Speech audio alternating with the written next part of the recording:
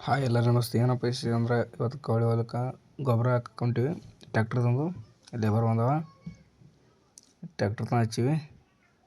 ಅಲ್ಲಿಂದ ಸ್ವಲ್ಪ ಬ್ಯಾಂಗಡಿ ಎಲ್ಲ ಹಾಕ್ಸಿವಿ. ಹಾಸನ ಅವು ಚೀಲ ಇಳಿಸೋದು ಚೀಲ ಇಳಿಸ್ಲಕತ್ತಾರ.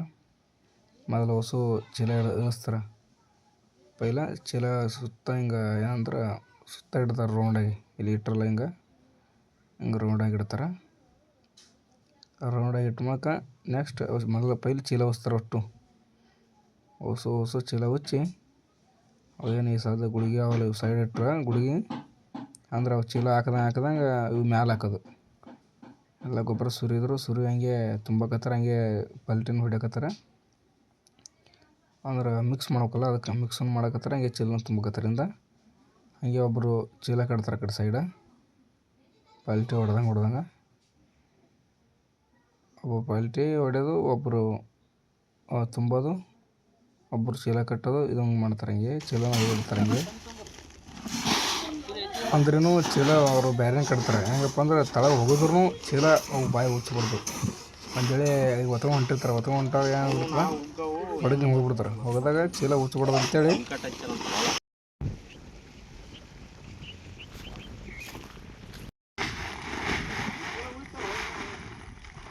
ಬರಲ್ಲ.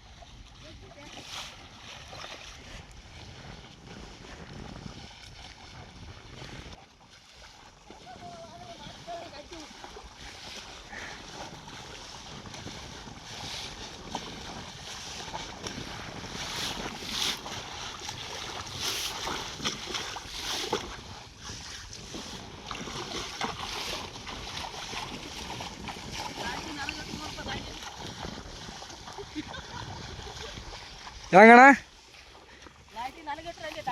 ಲಾಸ್ಟ್ ನೀ ಹಾಕಿದ್ರಂತೆ ಇಲ್ತವ್ರ ನೀನು ಬಿರ್ಸೆ ಬರ್ತಲ್ಲ ಹೆಂಗದ ನಲ